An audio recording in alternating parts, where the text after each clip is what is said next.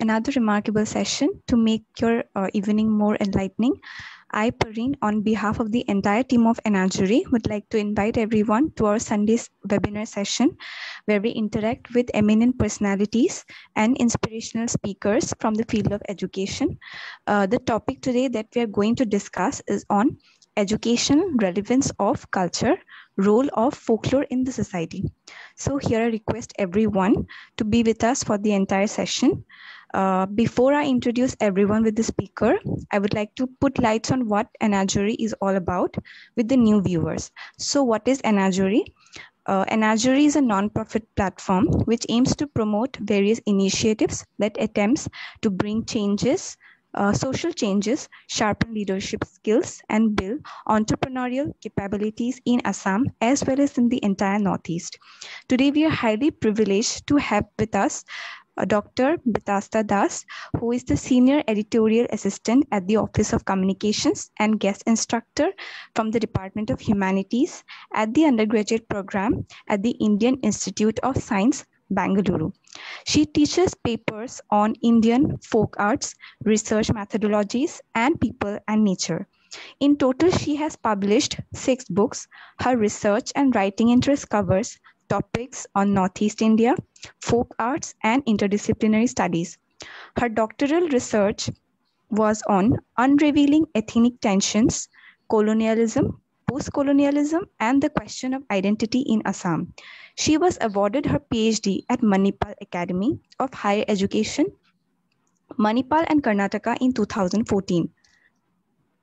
She had been an awardee of the Archival Research Fellowship Papia Ghosh Memorial Trust. She had also been a gold medalist because of her remarkable first position in the Masters of Art Cultural Studies program in 2003. She has qualified her national eligibility test in folk literature in 2002.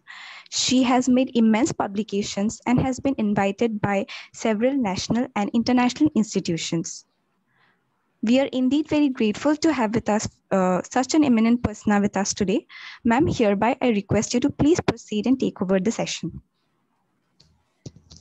Thank you so much. Am I audible? Yes, ma'am. Yeah.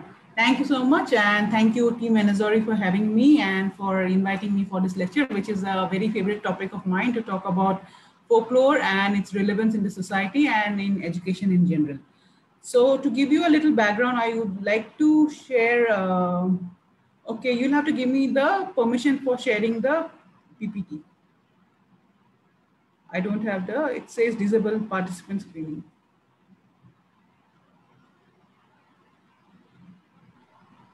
Okay, Samantha, will you? Yeah, now I can. Yeah. I'm able to do now.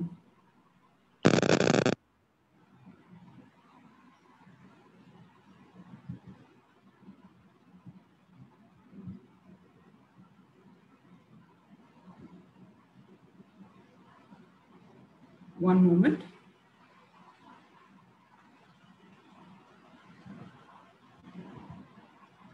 Okay. I hope you can see the screen. Yes, ma'am. Yes. Yeah. Yeah. Okay. So this is the topic of the discussion today, educational relevance of culture, folklore and its role in the society. So I'd like to start with the basic. What is folklore? For the audience here, some of you might be familiar with the term, but some of you might not be. So folklore consists of knowledge, legends, music, oral history, proverb, jokes, popular belief, fairy tales, stories, tall tales, and customs, including in tradition of a culture, subculture, or a group. So it's the entire knowledge that a group possesses is called folklore, and knowledge about the group is also called folklore. Okay, so folklore is the knowledge of the community and about the community, both. It also includes a set of practices through which these expressive genres are shared.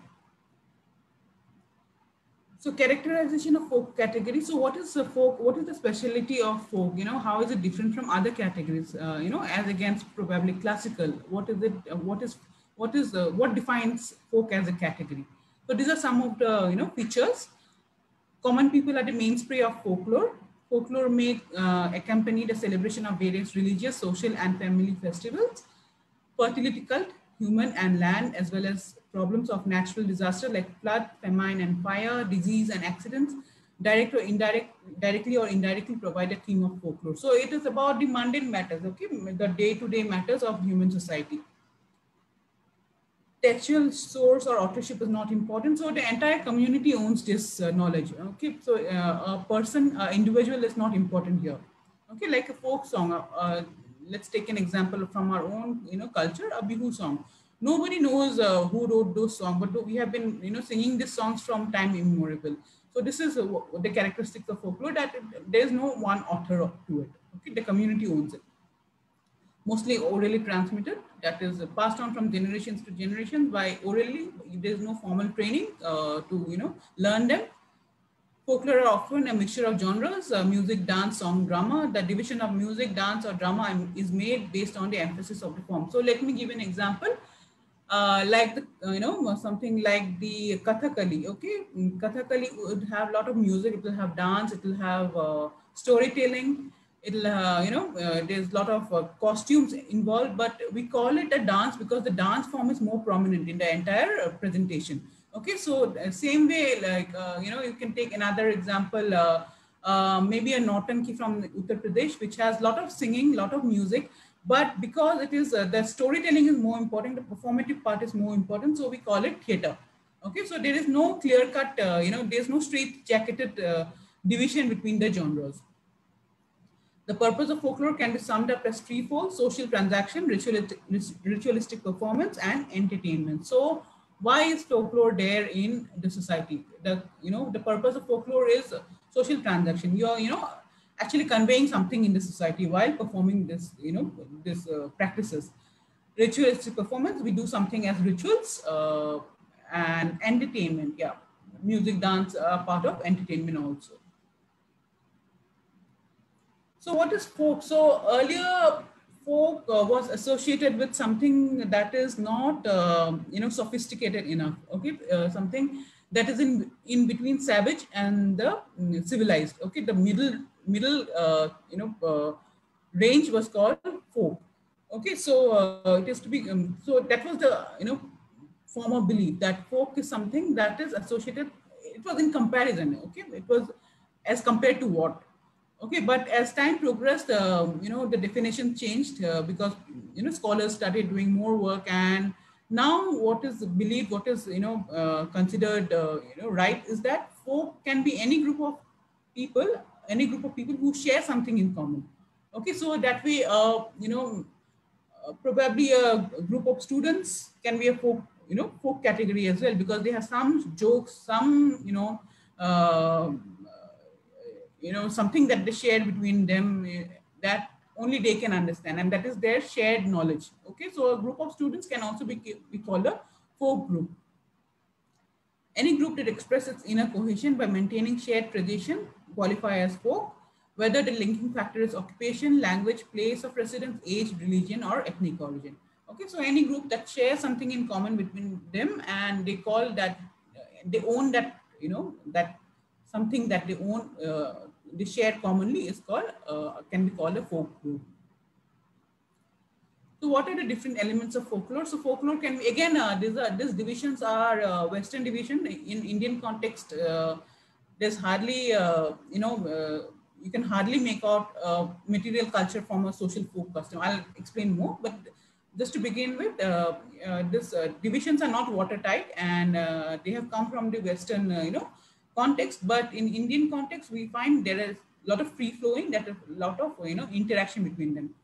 So one, category can be oral literature, spoken, sung, or voiced form of tradition utterance. So riddles, jokes, puzzles, all this, slogans. Sometimes when we say those can also, they are orally passed on from one generation to another. So they can be called, they fall under oral literature. Material culture, tangible elements, techniques, skills, recipes, and formulas. So anything that is tangible, that can be touched, falls under this category. Okay, the folk costumes will fall under this category. Social folk customs. Here the emphasis is on group interaction rather than on individual skills and performances. So customs that there are ceremonies where you do some custom, those also fall under, and they are specific to certain group. Okay, it's not common to all, but that particular group would be doing this kind of performance, this kind of custom. So this is particular to that group. So it's social folk customs are also fall under folklore. Performing folk art, the conscious presentation of art with folk instrument, dance, costume, and scenario prop. That is performing folk art. So why I said that there in Indian context, this is not watertight is because again, there is a lot of free flowing. Okay, so certain kind of costume, that you wear. If I can give you an example of, maybe something that everyone understands is probably the dress that men wear during Bhangra dance. Okay, so they'll wear that kind of costume only for certain occasion. Okay, so that is that falls under material culture as well as a custom that you're wearing this in a custom and you're performing something. So you're performing a dance. So all these have a lot of free flow between them. They have a lot of interaction between them. Okay, so in Indian content we can't so call it. the both of them are just interacting also. Yeah. Okay. So shall I take the questions later? I have a bit of presentation. I will stop, then we can take. Yes, ma'am. Sure. Yes. Yeah. So what makes folklore unique? What is so unique about folklore? If I can, again, these are not exhaustive, but I have put down some points that, because of which folklore is unique. Okay. Folklore encompasses one's culture in a deeper manner. In folklore, context is important. So why folklore is important is that we are not looking at a song because of the song, the music part of it, but it is telling us something more. It is giving us a window to understand the culture of that community in general. Okay, so it is we are not looking at the song itself, but we are looking at something more than that. Okay, so it has a context which is more important than the actual element. Folklore is largely utilitarian. If I can give you an example, the Madhubani painting that is very popular nowadays. Madhubani painting is very utility based because it was, traditionally it used to be done during certain occasions. Okay, it was to be done in festive occasion, auspicious occasions. So it has a utility. Okay, and okay, so let's also say what is folk art and folk craft. Folk art and craft don't have much difference between them, but if the utility factor is more in an object, and if we call it craft, and if the aesthetic factor is more in an object, we call it art. So in general, there is no difference between art and a craft in folk, in the context of folk. The folklore is weaved into everyday. As I said, the context is very, it is very mundane. You're talking about, day-to-day life. You're not talking about, something very big. You can talk about famine, the famine, how it has, affected the population, the community. There can be, elements of that, but you're generally talking about your day-to-day life. Okay. You're talking about seasons and all that. Folklore connects the past to the present. So there is a connection from the past to the present in folklore. Okay. Yeah, because they have been traditionally passed down from generations. So they are actually connecting the past to the present. Folklore reflects the worldview of a community. As I said, that we are looking at elements of folklore not because of the superficial aspect, but it tells us more. You'll come to know in a bit. Okay, function of folklore. I will discuss this point by point. So let's go straight away. After I finish this section, we can take some questions. So I'm saying that that folklore performs some functions in the society. What are the functions that they perform? They serve as the educational tool. So this is a doha from Kabir's Dohe, which is part of the Central India's folk knowledge. So this is kal kare jo so aaj kare so ab pal mein pralay hoegi bahuri karegi tab. So it is actually telling you the importance of time. Okay, it is actually giving you a knowledge that time is important, and if you don't respect time, you'll not succeed in life. Okay, so it is actually educational. It is telling you, giving you certain instruction. It is giving you certain knowledge about how you should be going about in life. So one feature of folklore is it's educationally. So it also gives essential life knowledge. This is an example from Panchatantra. It's a story where, man and a woman,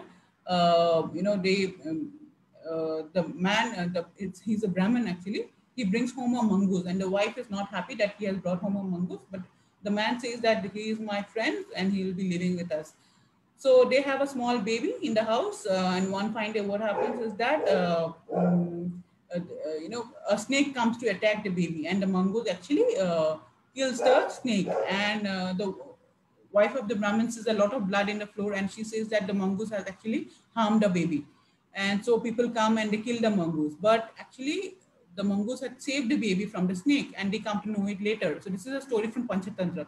So what is it doing? It is giving us certain life knowledge that you should not be taking decisions in a haste. Okay, give enough time to understand the matter. So what is folklore doing? It is actually giving us some life knowledge, how to go about life. Value of a culture. This is a photo from, I'm just giving you some examples so it's clear for you, but you can, extrapolate this to understand other things also. So this is a tattoo from the Goan community of Central India. They put tattoos of the natural elements around them, trees, animals, flowers they put. So what is it doing? This is telling us about the importance of nature in their culture, okay? How much importance they give to nature. So they think, the community think that they are the children of nature. They have their nature is their ancestor. So, the practice of putting, inscribing tattoos in the body is doing that, is saying that how much importance they give to nature in their day-to-day life. So it reflects the value of the culture. So the practice of tattoo making is a folk tradition. So I'm giving an example from Assam's culture. This is a gamusa, and what we are doing is, it is actually doing a political and social order. So when the act of giving a gamusa is doing more than the act, it is actually showing that the person whom it is gifted to is important. The person who we respect, that person, we welcome that person, we are showing reverence to that person. So it is actually instilling or maintaining the political and social order of the society. Okay, so I would not give a gamusa to certain people whom I don't consider as respectable. Okay, so the act of giving gamusa is actually instilling that kind of order, that this maybe it's an elder of the family. The elder of the family is supposed to be respected. Okay, so it is instilling that kind of order. Explain the inexplicable. This is Wali art. It is the tree of life. So in sometimes we can't explain why certain things happen. We can't explain how life came into being. So we say that we make stories. We say that life originated from this big tree, and every life has originated from this big tree, and the tree sustains everyone. Okay, this also tells us about the value that the people community give to nature. Okay, so here we are trying to explain something. We are trying to explain the inexplicable. We don't have a direct answer how life came into being, but by telling that it has come, from this tree, we are giving some kind of, answer to the question that is not directly answerable. So emotion of the society. This is the Nongkrem festival of Meghalaya. What are the dancers doing? That this act of dancing with small steps, they are actually showing that they are tilling the soil, and it's a Thanksgiving festival. Okay, the emotions. How will they show the gratitude to the land? How will they show the gratitude to the the agricultural field? They're showing it through this festival, that we are showing you the land which is giving us food. We are showing you respect, and we respect you, and you're important to us. And this is how they celebrated and demonstrated. Entertainment. This is an example from Bhan Patel from Jammu and Kashmir. This is the act of this is Bhan, who would dress up. It's not very stylized costume, but it's mostly a man. He would dress up little differently, and he would be talking about certain things in a very comical way, and he'll make the person, all the audience laugh. Mostly this is used to subvert the political order or subvert. It's anti-establishment basically, and they are making a mockery of it. You can't confront the highest authority in any other way, but in this way it is acceptable that it's a traditional custom that you would talk about the authorities in a comical way, and it is acceptable that because traditions are this way, that this is a folk tradition and people generally accept it. And when you can't take out your frustration or you can't vent out in any other way, you make a mockery out of it in this way. So in there are other examples also here where like we have stories from our own culture. In Panchatantra also there's a lot of examples where a Brahmin is showed to be a fool, because this the entire Brahminical system was very strict and very hierarchical. You can't be directly confronting the Brahmin, but you make fool out of them in your stories. Okay, you say that how the Brahmin was fool and how he was greedy, and you make a mockery out of it. So it is actually entertainment, and you're also venting out certain kind of stress out of it. Okay, so I'll stop here and I'll take some questions from here.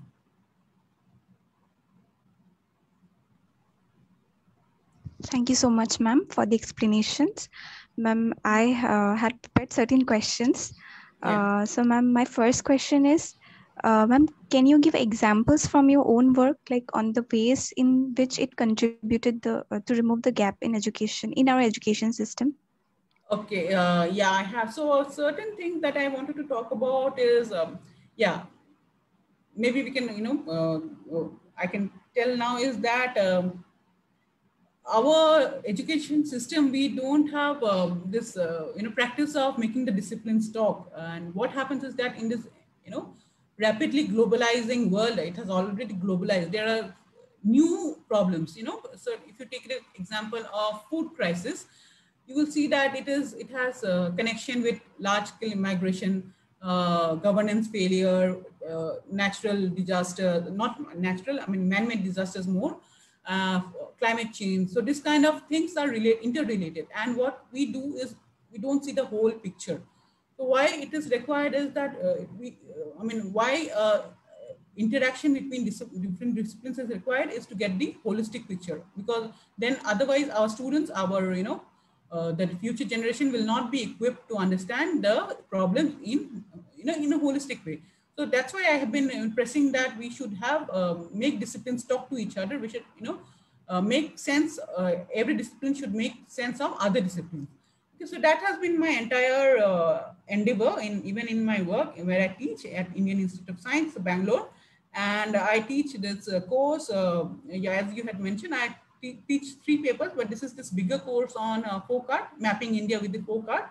And what I try to do at the end of the course is make these are science students that I'm teaching, okay, and humanities they take up as a as a subject, but they are science students and they take major in this 6 disciplines: physics, chemistry, maths, biology, and earth science and material science. So these are students that I'm teaching, and what I try to make them do at the end of this course is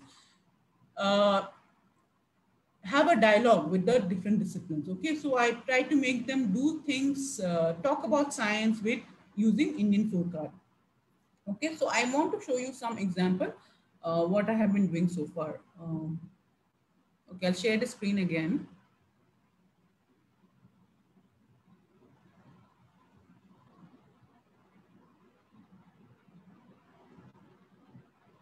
Okay.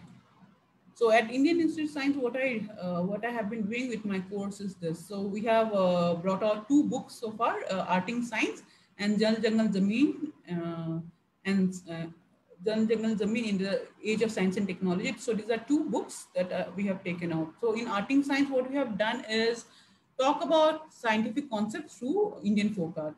And in Jal Jangal Zameen, I wanted to go a step forward and talk about the environmental issues, talk about the tribal issues of the country using Indian folk art, and what science and technology has done with the tribal issues in one hand and the nature at another hand. Has it been beneficial to the environment? Has science been beneficial to the environment, or has science been destructive towards the environment? So these are some issues that I picked up, and I wanted the students to think over it and present it in form of artwork. I'll give you some examples. So this was the first book. I'm showing you some pictures from this first book, Art in Science.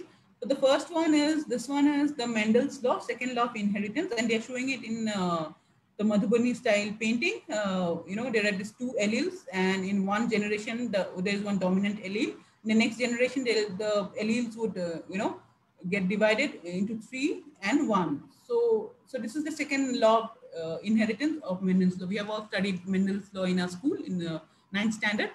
So I think most of you will understand, even if you're not from science background.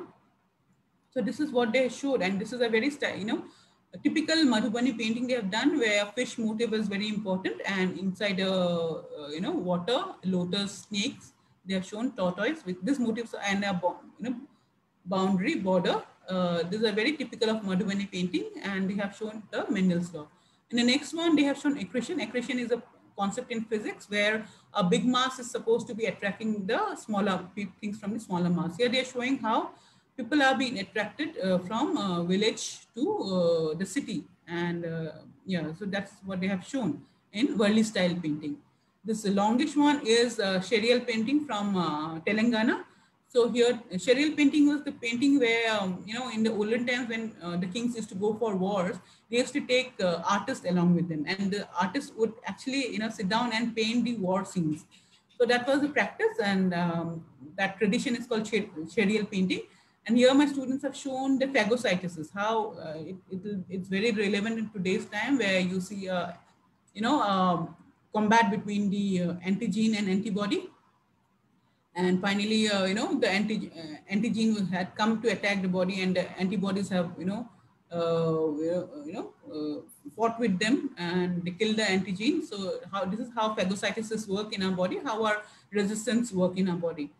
So this one is, church style painting. Here they're showing metamorphosis. Here, how a caterpillar has developed into a butterfly. Here it is also philosophical, how they, these vices, the, anger, pride, and how you become a better person by, diligence, patience, kindness.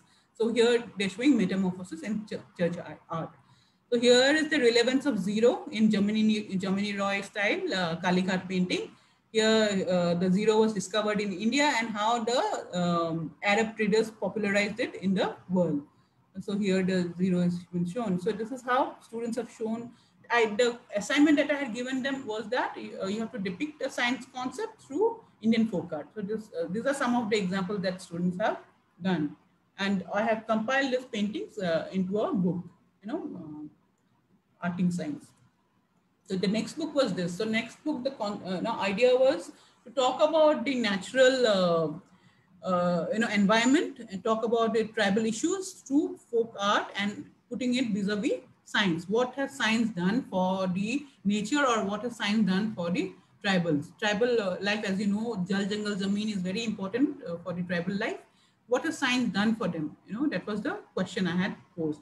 So many of you will recognize this. This was this is an Assam manuscript painting style where they have shown that science has actually been destructive. It has with all this nuclear explosions and all, they have actually destructed nature.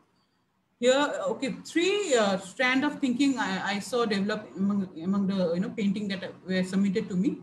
One set of students felt that science has been very destructive, and it has done nothing good for the nature or for tribal life. So I have called them conflict. The second group of students felt that there has been confluence. Science and technology has nicely merged with the tribal issues, and there has been a nice confluence of both. So here it's an example of the confluence, how by using scientific thinking and technology, you have developed an elephant corridor, and how the wildlife has been able to move freely using this wildlife, elephant corridor. So this is confluence. Next 2 examples I'm giving from the creation. Another set of students thought that science has been very beneficial, and science, because of science, very novel and very fresh ideas have developed, which has been very, very benefiting for the tribal life and also for the nature. So here a scientist is shown to have, changed the DNA of the tree, and they have made a drought resistant plant. Okay. in drought also, how a plant can flourish. Here, science has made it possible. So this is, okay, so first is the Assam style manuscript painting. This is the Goan painting style. And third, this one they have shown in miniature painting style of Rajasthan. Miniature painting, as some of you might know, shows landscape. Okay, trees are very important in miniature painting. So here they have showed that in that style they have showed this concept.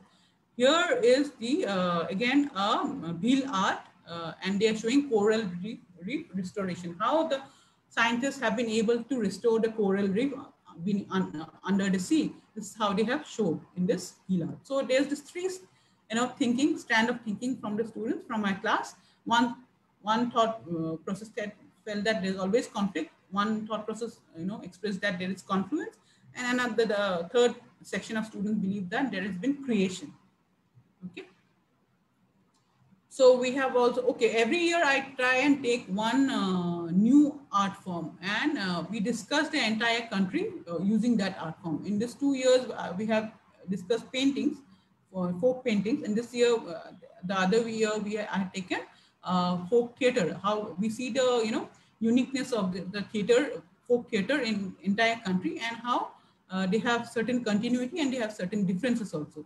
And this was a public performance that my students had done. Here they're showing Darwin's theory through shadow puppetry. Here in Chaw style of West Bengal, they are showing the tribal issues, how the big MNCs would actually disturb the tribal life, and the ownership of the tribals from the land is lost.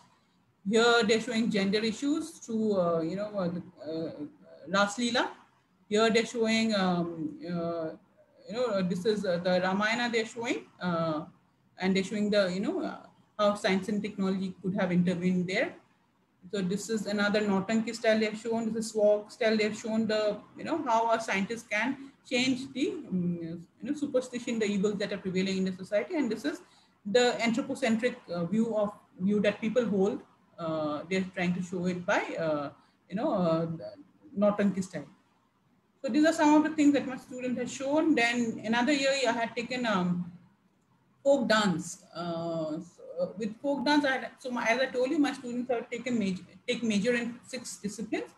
I told them to pick up one groundbreaking research in this discipline and express it by folk dance of India, any folk dance of India. So these are what my students have done. The first one is Dolokunita, Karnataka, and they had shown the Haber's process. This was the chemistry group.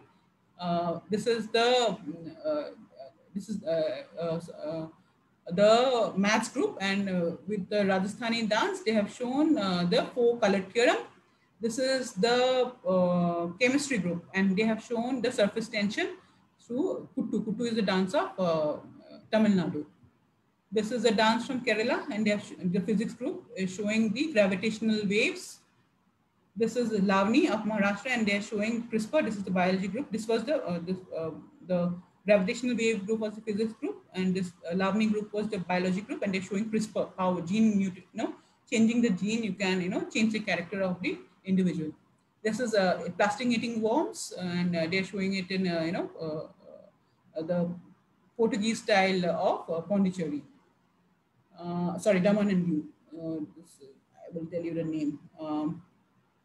Vida, the Vida dance. With the Vida dance, they have shown the plastic eating worms here. And this was the earth science group.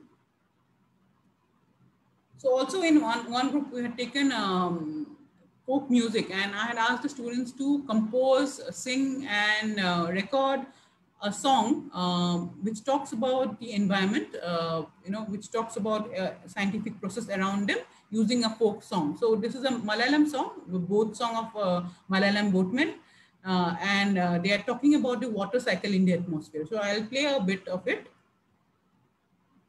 So mind you, these students are not trained in music, but they have done this recording just using a wooden table and a wooden scale. That's all music they have used, and they have sung the song and they have recorded it. It's wonderful, ma'am. Can you hear the song? Yes, ma'am. Yes, ma'am. Yeah, yeah.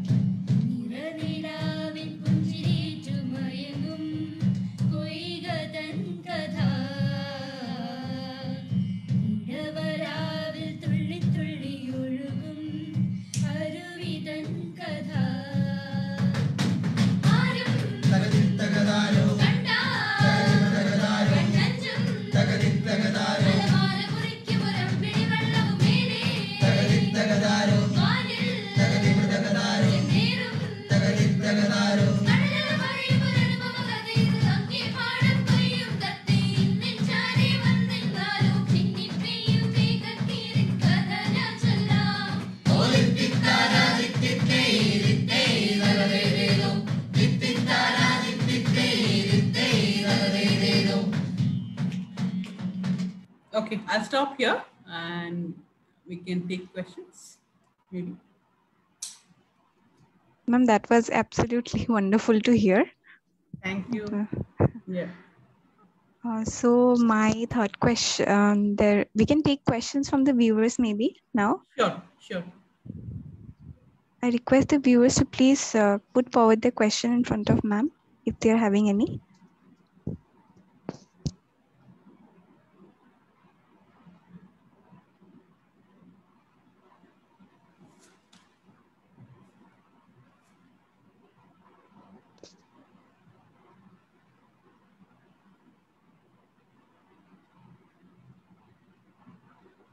So if there is no question, I'd like to continue. I also have few more things to say, so I might as well go ahead and say. Yeah, this has been my entire endeavor with my course is that the young students that come, they are undergraduate students, 18-year-olds. What I have been trying to do is make them aware of the folk knowledge around them. And why I do try to do is that through it, I want them to understand that common people also have, a set of knowledge, and it is, as valid and as, respectable as, scientific knowledge. So I was trying to do is try to make them understand the entire country through the folk art, okay, and to see that common people's knowledge is also valid in certain sense. Okay, this was my entire endeavor, and yeah. So it's also my teaching a course of this nature in a science institute. It's also been my endeavor that the science and society should have certain kind of interaction between them. They should talk between them, because we see science and people practicing science, the scientists, as something removed from the society, as if they are not from the society and they'll be doing their research sitting in the lab. But this is not the reality. If you are wanting to have good leadership, because there's no other form of knowledge in the present scenario which gives so much deep impact in the society than science. Okay, you're discovering a nuclear weapon, you're actually impacting the society in certain way. So science and technology has a deep and a very immediate impact on the society. And for the science, people who are practicing science and technology should have a deeper understanding of the society.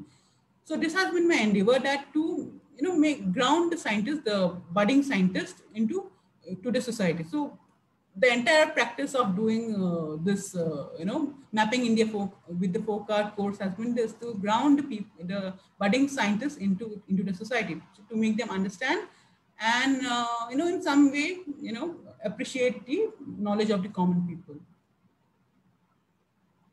Okay, we can take some questions if you have. Ma'am, a certain question just arose in my mind. Ma'am, do you think there is a kind of influence of Indian heritage and folklore in the westernized world as well? How much of Okay, I haven't thought about it. Maybe, yeah, there's this globalization where you see that, there is a lot of, we call it interchange, but I don't think there's interchange happening there. There's the dominant society are being, even more dominating the, weaker societies in the name of globalization. So yeah, maybe with the, newer generations, upcoming generation, we'll see a lot of influence of the Indian culture on Western world also. I am quite hopeful about it. Ma'am, like we have seen people wearing saris and like in the westernized world also. So they're having a kind of Yeah. influence. Those are very trivial kind of examples, I would say, but those don't have larger impact. Is it Yes, actually ma'am. having an impact on the handloom industry of India? I don't think so. So I would call them trivial. It's not at large scale to have a long-term impact. Yeah. So we need to be more conscious about all these things. Yes, ma'am. And we should be aware that like the Western domination doesn't like let go. We shouldn't let go our culture being Yeah. dominated by the westernized world as well. Right. That's what I have been saying, that our education system also have certain gap. We don't give enough importance to our own culture. So there is a child who grow up being confused. They have seen certain kind of practices and kind of values in their houses or in the society around them, but they're not studying that in school. So there's a gap that whatever said and done, the education system is Western education that we're studying, and we don't have enough space for the traditional knowledge, to be discussed in a school or in the education space. So there's this gap. I feel that there's the cultural and social, essence is not discussed enough in our education. The second gap is probably there's no discipline, exchange. The disciplines are very watertight. A science student will only be doing science, art student will only be doing art. Why don't these two students talk and, Yes. bring out something novel? So this is another gap I feel. And third gap I feel is that our education system is not skill based. Okay, we try to see everyone as with the same lenses. Everyone has certain plus strength in them. Everyone has certain strength in them. We should recognize them and hone them. These are three sets of gaps that I feel we have in our education system. Ma'am, do you have any comments on the influence of myths on today's culture? Yeah, myth. I think it does have mostly in the political narrative that we see. During the political campaign, we see a lot of narratives, a lot of background that there has been a golden past and something happened in between and we are in this deplorable state. So there is this lot of contemporary myth making that there has been a golden past and we have lost it and we need to revive it. So I would call that also a myth, that we are talking about something that we have probably don't have documents about, but we think it is true. So it's contemporary myth making when you're talking about this kind of issues. Also, in this popular, so in the scholars of folklore believe that all the Indian movies have certain elements of either the Mahabharata or Ramayana or certain local, legends or epics. So the scholars believe that every movie will have some component of the, epics of the Indian culture. And yeah, also when we talk about the Ram Ravan, the victory of the good over the evil, we always, evoke the Ram Ravan trope. Or when we're talking about love, we always, evoke Radha Sham trope. So yeah, we still talk about them. There's the still influence of myth in a society. I think there's one question in the chat box. Yes, ma'am. We have a question by Rajashri, ma'am. She's I asking, have a question like, can folklore be a tool for communication and it can actually become a medium to aware people about different important issues? So Rajshri, I've been trying to do this. Why I've been trying to do this is because the folk components are very close to people's heart. If I talk about, where I live now, Karnataka, people have a lot of, respect for the Chitra painting, and if you're talking something with using the Chitra painting, or if you're talking something using Dolu Kunita, people usually, easily accept it, and it's easy understanding, easy acceptance, easy, respect. So I think folklore has a lot of potential in communication, and we haven't, used it as much. That's what I believe. And that's also what I have been trying to do in my course, also talk about issues using the folk components. Yeah. Hello. I think, the government has been using it now. Recently, I've seen to talk about the health and hygiene, and I have seen some people using folk painting to talk about that. Yeah, I think it's slowly starting. Yeah. I had another question, like, how is folklore different from myth? Is there a difference between them? No, there's no difference between them. Myth is also a folklore. I mean, it's a knowledge about a community, and which the community holds, close to their heart. So it is also a part of folklore. Folklore is the general umbrella under which everything will come. The legends, myth, folk tales, dance, songs, everything will come under the umbrella of folklore. That's a discipline, actually. Folkloristics is a discipline where we study all these things under it.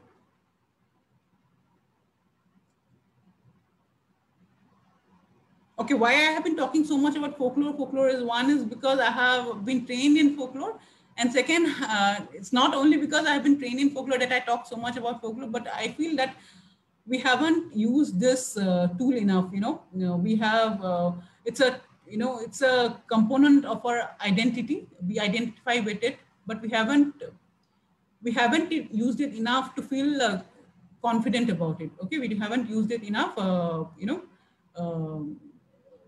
We haven't felt,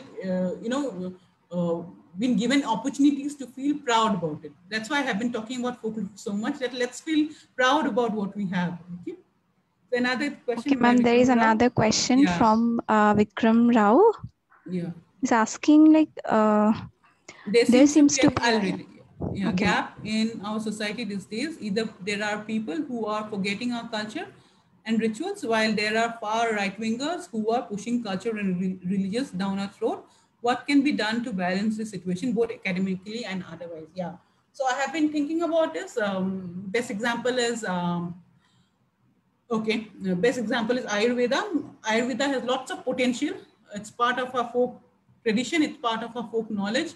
But the way it has been packaged, the way it has been trying to push it down our throat, as you have mentioned, would do no good to Ayurveda, or not, not to us. Okay, it will only do harm.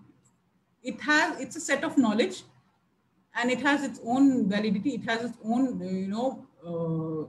plus point. But we should not be so rushed, or we should not be so foolish in putting them across comparing them with something else. We should not be comparing Ayurveda with Western medicine. That is not right. Okay, Ayurveda has a different way of processing, and allopathy has a different way of processing in our body. So it's not right to juxtapose Ayurveda with Western medicine. That's what my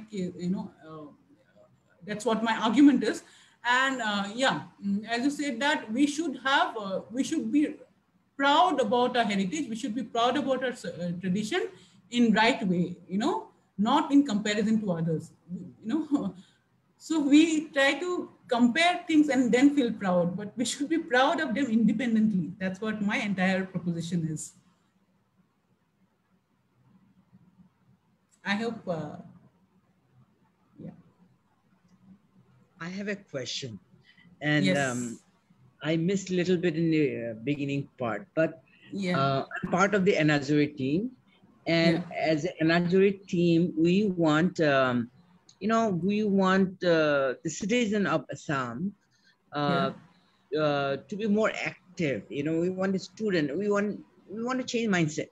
You know, like nahoy, nahobo. We wanted to remove all those words from our dictionary. We have to think that we can do it, and we want the students to, or younger generation, to feel the power that they have the right. They have the right to know. Like, you know, you live in Guwahati and there is Brahmaputra river there.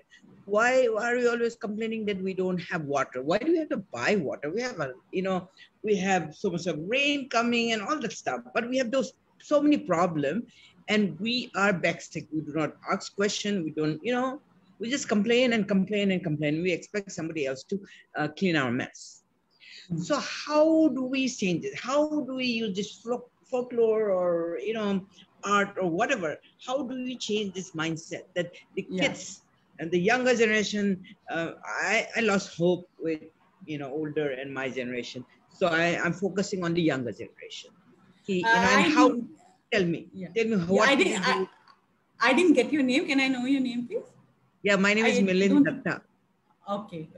Thank you so much for this question. I should give you a example from Bangalore where I live. There is this organization called Lahe Lahe. I am not sure who the founders are. I am assuming they are from Assam.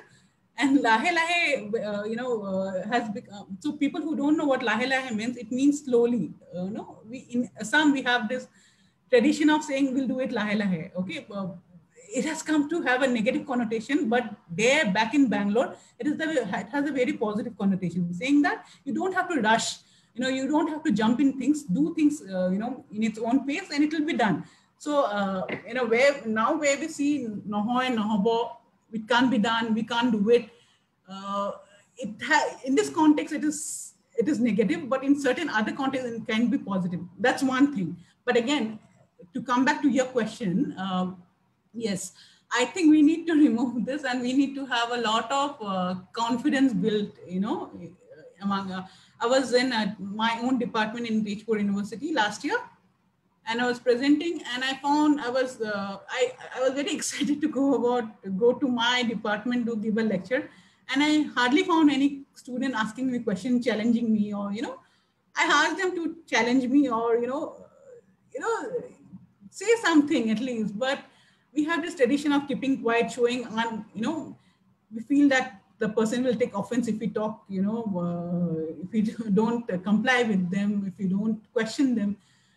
This has been a tradition, and I think it has gone a bit too far, and we need to change it. And how do we change it is, if you are asking me how do we change it through folklore, is build confidence. I feel we have not, our generation probably have not built so much of confidence in our own cultural identity that we have,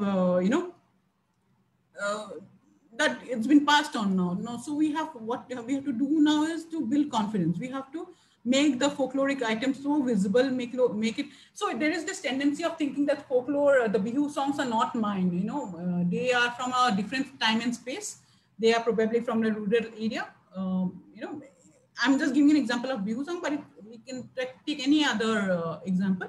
So these are not mine. The Madhubani art is not mine, but these are from the rural area. These are practiced by my grandmothers, and it's not mine. So how do you make this student, how do you make this young person feel connected to this art form?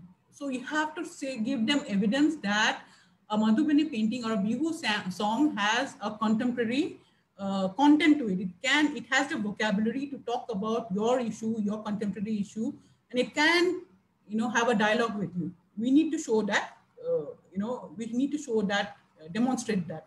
So this is what I feel, we need to show that it has a contemporary, content to it. It can, talk to you in a very confident manner. So this is how I think we can, by building confidence in our own culture, by making it more visible, I think we can slowly, bit by bit remove this non-confidence. It was interesting and that you mentioned Lahe Lahe, because I was having this talk today morning itself, and I was saying that when I was in Bangalore, I found out there's a coffee shop called Lahe Lahe. I went all the way to find a store and found there's nothing Assamese about that.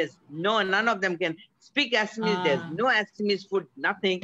So finally I got so frustrated and I called the owner, her name was Sharma, so I thought that she is an Assamese, but she's not. She was a Marwari Assamese, born and raised in Assam, and she had told that she doesn't know anything about Assamese. And I was so pissed off, and I did give her piece of my mind, because I think that was very misuse of our culture and our language, using but not having any. She's from Assam. She's from Assam. She's born and raised in Assam. And that's why she used the word as lahe lahe, but she says that she doesn't know anything. She doesn't know Assamese. Then I think it's a misuse. All right. I think it is it's a very beautiful concept, I feel, where you come, you relax, you don't have to rush, take it easy. I think, again, I was just giving you an, different example, like, But it may be, but it was in Bangalore. It was in Bangalore, and the coffee shop is called Lahe Lahe. You can look it up. It's called Lahe Lahe. So I thought that, okay, Lahe Lahe, I mean, they must be having some Assamese food. So I went there to have the Assamese food. I was so happy about that. But anyway, really nice listening to you. And I was also asked this because it's, your resume, your flyer says that you work in communication, right? I have recently joined that department. I have been a UG instructor for the past 5 years. So last year I joined as the senior editor at Office of Communication.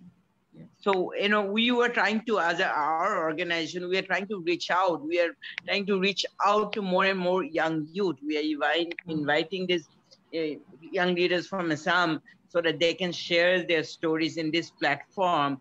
And it may motivate somebody somewhere, the younger generation.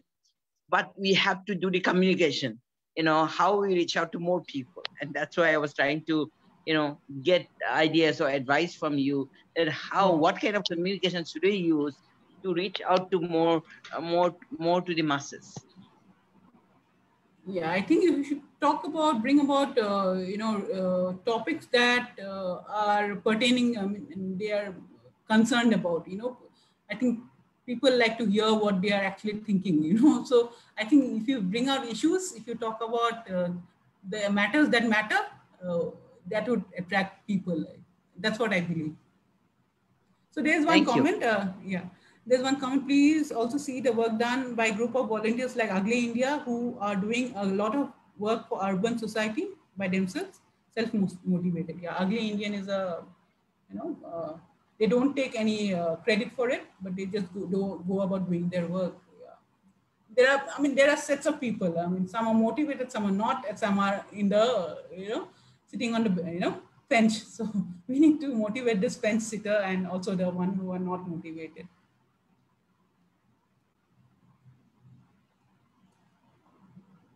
Is there any question?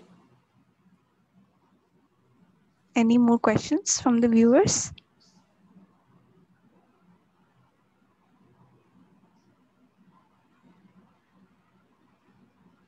Okay, so we can come to the end, I guess. Yes. So with this, we have finally come to the end of this extremely enlightening session. So I would like to wrap up today's segment by giving a special vote of thanks to the speaker, Ma'am Dr. Basista Das. Thank you so much, ma'am, for giving us your valuable time, despite having a busy schedule and letting us know different aspects of today's topic. Also, I would like to thank all our viewers for their comments, for their questions, and for being with us and making the session a truly fruitful one. We definitely look forward to your presence in our further segments as well. So till then, take care, stay safe, stay home. Thank you so much. Thank you so much, ma'am. Thank you, Pareen. Thank you. See you again. Bye. Bye, ma'am.